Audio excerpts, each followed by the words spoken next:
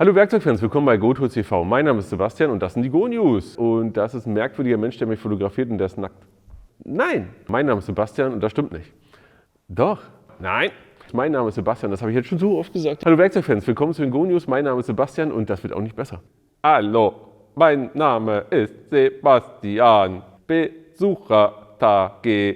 Ich weiß nicht,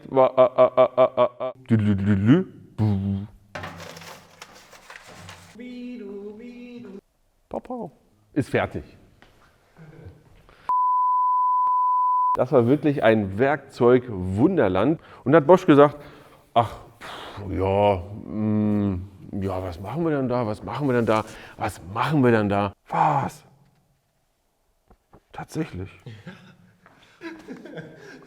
Tatsächlich. Und wenn mit den Gästen, sag ich mal, relativ Spaß haben und verrückte Sachen machen. Und ich habe so lange im Dunkeln getappt, weil ich es einfach nicht wusste. Ich konnte den Kommentaren so überlegen, was könnte es sein. Aber jetzt könnt ihr abstimmen und ich schaue wirklich nach dem Video, wenn das rausgekommen ist, dann jeden Tag immer noch mal kurz rein. Was ist denn eigentlich jetzt euer Liebling? Wir wollen endlich mal, dass ihr hierher kommen könnt. Dass ich gesagt habe, Mensch, ein bisschen schade, dass die Siegerblattkunde wird ein bisschen zu wenig geguckt, ein bisschen schade. An vielen Stellen hat es eine bessere Qualität, an vielen Stellen macht es noch mal einige Sachen anders. Und das ist das, wo ich sage, für mich ist das die interessantere Säge. Das ist aber garstig, was ist denn hier los? Ich glaube, das werden wir mal nachholen. Wir werden vielleicht dann nochmal Abbruchtests auch machen. Bosch zerstört Makita. Nee, das finde ich aber nicht richtig hier. Hallo Werkzeugfans, willkommen bei den Go-News. Mein Name ist Sebastian und wir haben heute eine verrückte Sendung, denn es sind ein paar verrückte Sachen passiert und es werden noch einige verrückte Sachen passieren. Wir waren vor Ort bei Makita und das war richtig verrückt, was da mit Werkzeug so alles abgelaufen ist. Dann ist es so, dass Bosch momentan verrückte Sachen mit Akkus macht. Es ist auch komplett verrückt, was wir demnächst in unserer Live-Show machen mit, nein, das erzähle ich euch nachher. Und richtig verrückt, ihr könnt uns wahrscheinlich demnächst sogar besuchen. Es ist wirklich jede Menge passiert in den letzten Wochen. Wir haben einige Sachen erlebt, da komme ich gleich dazu. Und natürlich ist es so, dass wir über die alten Videos auch nochmal schauen. Nämlich, was waren eure Kommentare, beziehungsweise wo habe ich vielleicht einen Fehler in der Argumentation begangen. Ja, aber da kommen wir gleich dazu, hier beim Thema Makita. Oder auch einige andere Hinweise von euch. Aber erst einmal, was ist mir denn passiert vor kurzem?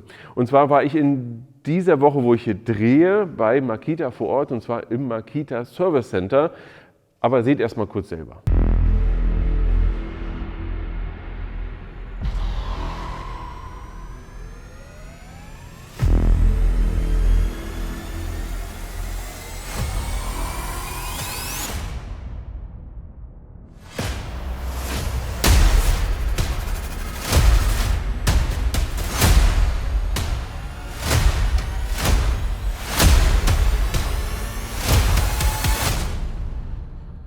600 Werkzeuge in einem Raum. Ja, was kann man dazu sagen? Ein riesiger Raum, 600 Werkzeuge, alles auf einem Fleck. Mann, oh Mann, oh Mann, das war wirklich ein Werkzeugwunderland. Aber ich möchte noch nicht zu viel verraten, denn das Video dazu kommt erst in 1-2 Wochen. Schaut euch das unbedingt an, weil es ist wirklich interessant, was da so abgeht und was man da auch vor Ort machen kann. Aber dazu kommen wir wirklich in dem Video. Kommen wir zu Bosch, die sind wirklich verrückt. Da gibt es einen neuen Pro-Deal. Und zwar kennt ihr das ja. Eigentlich gibt es 3-mal im Jahr, in jedem Trimester, gibt es einen neuen Deal. Also alle 4 Monate gibt es einen neuen Deal. Bekommt man Handwerkzeug, man bekommt irgendwie zum Messwerkzeug was dazu. Man bekommt zum Beispiel zu Bitur Bosch's Geräte, bekommt man noch einen Akku dazu. Falls du das Thema noch nicht kennst, ich verlinke dir mal das Video dazu hier oben, dann schaust du es am besten mal an. Und da hat Bosch gesagt, ach, ja, was machen wir denn da, was machen wir denn da, was machen wir denn da? Nee, da machen wir einfach noch einen Deal obendrauf. Und zwar gibt es einen neuen Pro-Deal und der ist ganz anders als sonst und ganz anders, als man das kennt. Und zwar ist es kein Pro-Deal, der nur für 4 Monate gilt, sondern es ist ein Deal, der ein ganzes Jahr lang gilt. Zumindest nach aktueller Erkenntnis und nach aktuellen Dingen, die wir so wissen. Es ist so, dass wir zwischen dem 1.7. diesen Jahres und dem 30., 31.6., weiß gar nicht, wie viele Tage hat der 6., egal. Nächsten Jahres gibt es einen Ganzjahresdeal. Und zwar, wenn ihr Werkzeug im Wert von 699 € netto, beziehungsweise da oben steht das Ganze auch nochmal im Brutto, kauft, und zwar nicht irgendwelches Werkzeug von Bosch, sondern Bosch Professional 18 Volt Werkzeug. Ja? Wenn ihr einzelne Solo-Geräte oder wenn ihr Sets kauft oder. Und zwar im Gesamtwert, ja, auch mehrere Geräte zusammen, im Gesamtwert von in Summe 699 € netto. Dann bekommt ihr Folgendes, und zwar bekommt ihr ein komplettes Starter-Set aus einem Procore 4 Ampere. Was? Tatsächlich.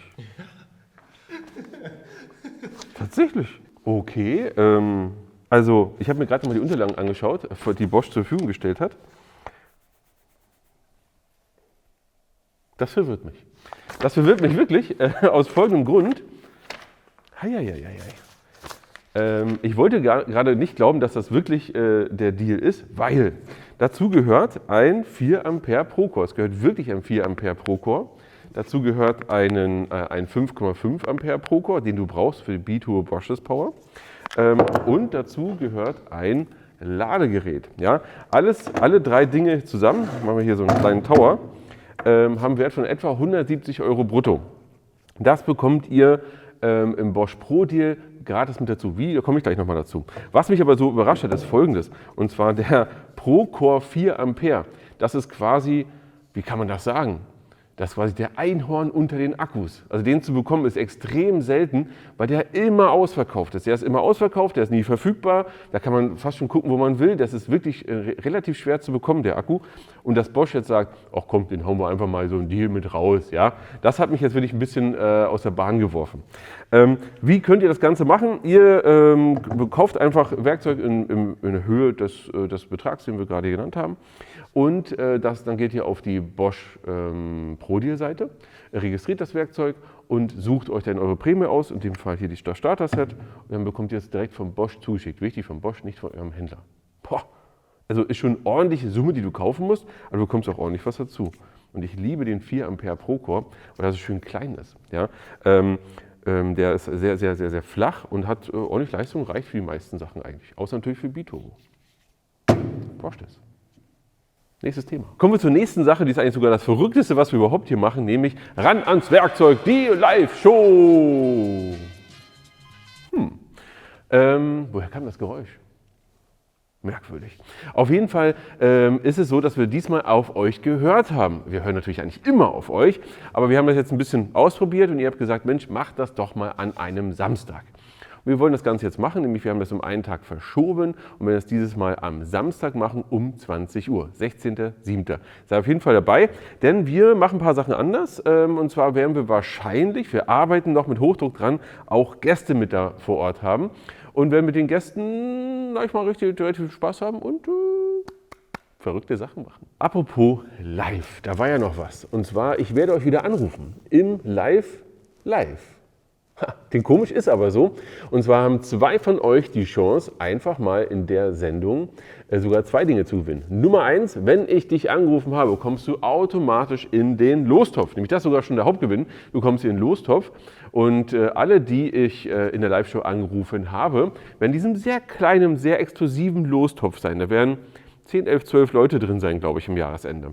Und aus denen werden wir 3, 4 von euch ziehen und die können dann zum Jahresende hier wieder herkommen und mit uns um Werkzeug spielen. Also mit uns um dein Werkzeug spielen, was du dann gewinnen kannst. Das Zweite ist, was du auch schon in der Live-Show natürlich hast, ist, ich stelle dir Fragen. Wenn du die 3 Fragen richtig beantwortest, bekommst du bis zu 150 € Einkaufsgutschein. Also wenn das nicht ist. Und wenn du noch nicht weißt, wie du dich dafür registrierst, dafür habe ich hier oben ein Video, das kannst du dir anschauen oder einfach unten in der Videobeschreibung dem Link folgen, registrieren, dass du daran teilnehmen willst und schon, zack, bist du dabei. Ich muss sagen, ich freue mich. Ich freue mich total über den Werkzeugvergleich, beziehungsweise ich freue mich total, dass ihr das Thema Werkzeugvergleich so gut annehmt. Also wirklich vielen Dank, weil wir haben auch echt viel Arbeit reingesteckt, für euch diese ganzen Daten immer aufzuarbeiten. Und teilweise dauert das wirklich einen ganzen Tag, diese Vergleichsseite zu bauen mit allem drum und dran, damit ihr nach dem Video auch das Ganze nachschauen könnt. Wer das noch nicht kennt, und übrigens sind die Zahlen dahinter auch ganz interessant, wer das noch nicht kennt, es ist so, dass wenn wir einen Vergleichstest machen, wie zum Beispiel hier, alle Bosch Bohrhammer in einem Video, das waren glaube ich 10 Stück oder so, jedenfalls jede Menge, dann machen wir nochmal eine Vergleichsseite, die du auf der Seite gotools.de dir anschauen kannst. Und dort siehst du alle Geräte nebeneinander mit allen technischen Daten und kannst sie für dich ganz einfach vergleichen und musst nicht im Internet überall nochmal alles rumsuchen. Wenn du das Video hier schon gesehen hast, ist doch top, oder? Und was ich super finde, sind zwei Dinge. Erstens, wie viele von euch da schon drauf schauen und sich das Thema anschauen. Und zweitens, was ich mega interessant finde, ist, welches Werkzeug gewinnt denn da eigentlich? Ja? Was ist denn euer Liebling? Denn ihr könnt ja auch voten auf der Seite. Weil ich schaue mir so Sachen an, ich sage zum Beispiel, was ist besser, dieser Bohrhammer oder diese Säge? Und dann sage ich hinterher, diese Säge, weil ich bohre nicht so oft. Ist ja Quatsch, aber ihr wisst, was ich meine. Ja? Das heißt, gerade beim Bohrhammer sage ich, Mensch, das ist so mein Liebling. Aber mich würde wirklich interessieren, was ist denn euer? Und ich habe so lange im Dunkeln getappt, weil ich es einfach nicht wusste. Ich konnte den Kommentaren so überlegen, was könnte es sein. Aber jetzt könnt ihr abstimmen und ich schaue wirklich nach dem Video, wenn das rausgekommen ist, dann jeden Tag immer noch mal kurz rein, was ist denn eigentlich jetzt euer Liebling? Also wir gucken uns das wirklich auch noch mal an und das ist auch ein Indiz auch für zukünftige Videos wiederum hinterher, ja, denn was ihr da entsprechend abgestimmt habt. Vielen Dank, dass ihr das so fleißig macht. Macht das bitte noch mehr und nutzt das so viel wie es geht. Wenn ihr noch mal wissen wollt, wo finde ich das, geht einfach auf die GoTools-Seite, da gibt es einen Reiter an der Seite, dort findet ihr den Werkzeugvergleich, einfach da reingehen. Und dann findet ihr die ganzen Videos und die ganzen Vergleichstabellen und so weiter. Wir arbeiten nur noch daran, dass man das noch besser darin suchen kann, indizieren kann, dass es alles noch besser funktioniert. Aber im ersten Mal haben wir gedacht, komm, erstmal raus, damit ihr es nutzen könnt. Ein Thema habe ich noch, und zwar das Thema Besuchertage. Und das ist auch ein bisschen verrückt, weil wir haben gesagt, Mensch, wir wollen endlich mal, dass ihr hierher kommen könnt. Und da steht dazu, ich denke 100%, wenn nicht, sind es 99,99% fest, dass ihr demnächst hierher kommen könnt. Hier, zack, bumm, hierher. Und zwar wird es so sein, dass ihr so Mitte bis Ende August, irgendwann wird das ein Wochenende sein, wo ihr hier vor Ort sein könnt. Ich habe nur leider eine schlechte Nachricht, und zwar wird es so sein, übrigens vorweg nochmal, ja, ihr könnt nicht nur vorbeikommen, wir machen auch mit euch ein paar lustige Sachen, lasst uns ein bisschen was einfallen. Das wird, glaube ich, ganz spannend werden. Aber die schlechte Nachricht ist, es können nicht alle von euch vorbeikommen, das wäre ein bisschen viel, das wäre verrückt. Obwohl das wäre richtig verrückt, wobei das schon interessant wäre. Aber nein, es gibt ein bestimmtes Kontingent, wo wir sagen, ja, damit können wir umgehen. Aber dazu gibt es demnächst nochmal ein Sondervideo. Aber dann kommen wir jetzt zurückschauen, und zwar zu euren Kommentaren zu unseren Videos. Und ganz ungewöhnlich komme ich auch mal zu den Kommentaren zu der letzten Go-News-Folge. Da war es ja so, dass ich gesagt habe, Mensch, ein bisschen schade, dass die Sägeblattkunde wird ein bisschen zu wenig geguckt. Ein bisschen schade, heule. Nein, Spaß. Ich habe mich nur gewundert, dass es weniger interessiert, als ich dachte. Aber die Kommentare haben gesagt, nein, weitermachen. Und deswegen haben wir sogar einen Kommentar aufgegriffen, und zwar, lasst uns doch mal das Thema Trennscheiben angucken. Ja? Was für Trennscheiben gibt es, worauf muss ich achten, was gibt es für verschiedene Ideen beim Thema Trennscheiben? Und ich muss sagen, das Universum ist ja so groß. Deswegen haben wir vor kurzem ein Video gedreht, auch zum Thema Trennscheiben, und zwar Trennscheiben ABC, um mal in die Materie so leicht reinzukommen. Ja, um mal zu schauen, ob ihr wirklich Interesse daran habt, weil dann können wir doch mal das ganze Universum aufmachen, aber das seht ihr demnächst.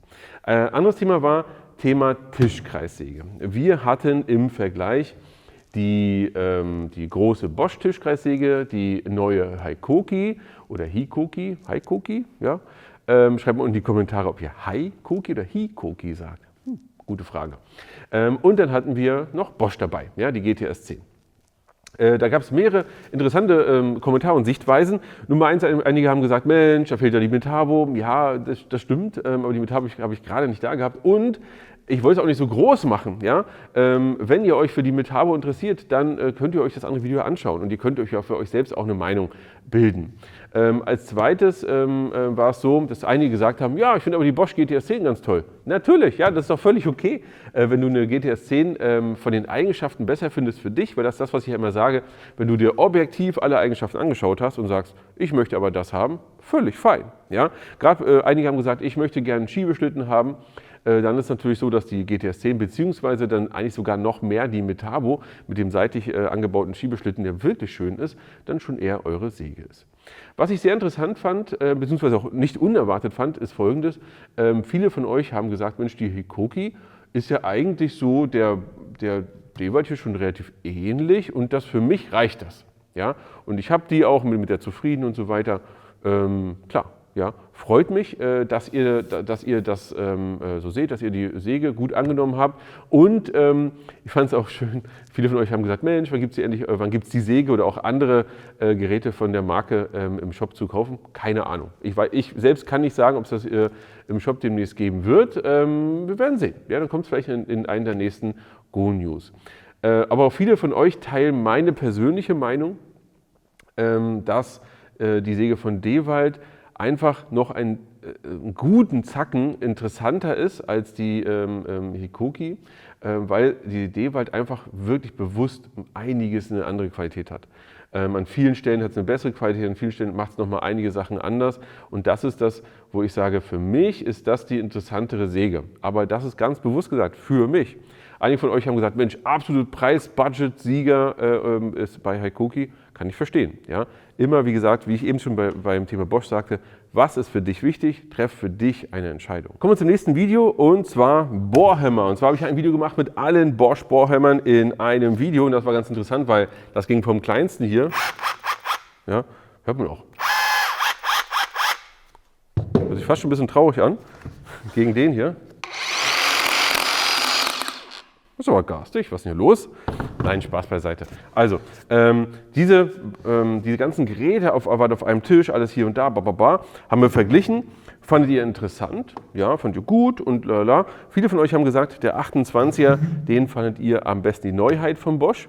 Haben gesagt, ja auch, der 28, 26 sind so die, wo wir sagen, also wo ihr als Zuschauer sagt, Mensch, jo, das ist so ein gutes Gerät. Und dahin würde ich tendieren. Gerade auch, weil diese großen Geräte natürlich schon wirklich, da hast du schon richtig was in der Hand. Aber interessant fand ich Folgendes, und zwar, wir haben die ganzen Geräte auch nochmal getestet. Auch im Test habt ihr, wie gesagt, 28, 26 und so weiter. Ihr habt mich aber gebeten, gerade die großen Geräte mit der großen Absaugung auszuprobieren. Ich glaube, das werden wir mal nachholen. Wir werden vielleicht dann nochmal Abbruchtests auch machen mit diesen Geräten. Also würde ich mal ganz bewusst sagen, wir gehen mal hin mit dem Spitzmeißel, machen mal Sachen oder mit dem Flachmeißel, scheren was ab oder. Ja? Also das nehmen wir gerne mit. Wann wir das machen können, weiß ich noch nicht, wird ein bisschen dauern, aber hui, das wird ein sehr interessanter Test werden. Wer es noch nicht gesehen hat, auf jeden Fall schaut euch bitte den Test an. Das ist ein recht kompaktes Video, wo wir auch eben die ganzen Absauganlagen auch mal im Detail nochmal hatten und auch ausprobiert haben. Ja? Ich fand das sehr interessant, vor allem auch, wie gut die funktionieren. Und jetzt kommen wir zum anderen Thema. Und zwar zu diesem Thema. Das Video war ein bisschen kontrovers. Ja? Bosch zerstört Makita. Und hier ist es so, wir haben hier dieses Gerät von Bosch, und zwar den neuen, den 28DC, ja, DC, genau, den GBH 18V28DC, neues Gerät, hier in der ist quasi in einer recht klassischen Form wie ein normaler Bohrhammer, ja, kannst du hier entsprechend arbeiten, hast hier eine Linie, in der du auch deine Hand führen kannst, ein schönes Gerät auch zum Stemmen machen und tun und hat alles, was man so haben möchte, Kickback, bla bla bla bla bla, ihr kennt das alles. Wenn du es noch nicht gesehen hast, schau einfach das Video an. Dagegen habe ich dieses Gerät gehalten und die Mehrheitsmeinung war, ja, interessanter Test und der 28er hatte gewonnen und so weiter und so fort. Aber einige haben auch gesagt, nee, das finde ich aber nicht richtig hier, dass wir hier genau diesen Makita gegen diesen Bohrhammer halten. Aber auch, und bitte schreibt auch gerne nochmal unter dieses Video, ob ich mich irre. Wir haben nochmal ziemlich eindrücklich versucht, etwas rauszubekommen, nämlich gibt es ein anderes Pendant vom Makita, was wir gegen dieses Gerät stellen. Unter einer Prämisse, das ist ganz wichtig, nämlich meine Prämisse ist folgendes. Ich gehe erstmal davon aus, wenn du bei Bosch unterwegs bist, dass du schon so einen 18 Volt Akku hast, wie den hier. Ja? Das ist am meisten verbreitet. Und wenn wir jetzt bei Makita unterwegs sind, dann gehe ich davon aus, dass du so einen 18 Volt Makita Akku hast. Ja? Dass das Gerät hier intern damit 36 Volt arbeitet, okay, das ist mir aber erstmal egal, dir ja auch, weil du hast das Akkusystem und möchtest in diesem Akkusystem dir einfach ein passendes Gerät kaufen und da habe ich einfach geschaut, was ist das verfügbare Gerät mit 18 Volt Akkus von Makita und einer vergleichbaren Kraft. Und da ist es so, dass das hier einfach das Gerät ist, das ist glaube ich der 283, genau, 283. Der hier dem entspricht. Ja? Etwa 3 Joule, etwa 3 Joule und dementsprechend wüsste ich kein anderes Gerät, was ich dagegen stelle. Natürlich gibt es von von Makita inzwischen ein 40 Volt Gerät und natürlich ist das neuer, natürlich hat das wahrscheinlich auch mehr Funktionen und so weiter und so fort. Ich kann, wenn ihr wollt, schreibt es mal gerne unten in die Kommentare, kann ich auch das 40 Volt System von Makita gerne mal gegen das 18 Volt System von Bosch testen. Ist das interessant? Dann mache ich das gerne, aber der Test war immer unter der Prämisse 18 Volt, weil viele von euch haben bei dem 40 Volt Video von Makita unten drunter auch geschrieben, finden sie alles super mit 40 Volt, aber sie bleiben im 18 Volt System und im 18 Volt gibt es einfach kein vergleichbares Gerät wie das hier, als das hier mit der Kraft. Oder wir finden es auf der Webseite nicht. Kann auch sein. Kommen wir noch zu zwei kleinen Themen. Und zwar das eine war das Thema Abrichdickenhobel. Hier habe ich ja Metavo mit Dewalt verglichen und habe das hier mal ein bisschen anders gemacht. Und zwar habe ich hier wirklich das zack, zack, zack, so schnell wie es irgendwie ging, ich glaube in 7, 8 Minuten, diese beiden Hobel verglichen. Ihr fand das Format eigentlich ganz gut, das hat mich gefreut, nämlich kurze, kompakte Videos, wo wir auch hier bling, bling oben Punkte vergeben haben. Ob jetzt alle Punkte ihr mit mir übereinstimmt haben, das ist erstmal gar nicht so wichtig, denn ihr könnt eure eigenen Punkte ja auch vergeben. Aber ich habe euch wirklich sehr schnell die Unterschiede gezeigt. Vielleicht machen wir das demnächst öfter. Freut mich erstmal, dass ihr so gut Feedback gegeben habt. Das nächste ist so ein Sonderthema gewesen, und zwar hier die Acunit-Pistole. Da gab es einige von euch, die gesagt haben, ey, cool, cool, cool, finde ich super und so weiter. Viel besser als so eine Handquetsche, ja, wo du so die Niete rausziehst. Aber natürlich ist das Ganze echt sein Preis. Ja? Kostet schon echt Geld. Aber ihr habt gesagt, Mensch, vergleicht das doch mal mit Gesipa oder Makita oder mit Milwaukee und so weiter. Vielleicht mache ich das demnächst. Wir werden jetzt erstmal Folgendes machen, und zwar werden wir jetzt hier komplett verrückte Sachen machen. Nämlich wir werden uns jetzt auf die nächste Live-Show vorbereiten. Das wird spannend. Ich wünschte, ich könnte euch mehr verraten, aber sei es drum. Für euch erstmal ran ans Werkzeug und bis zum nächsten Mal.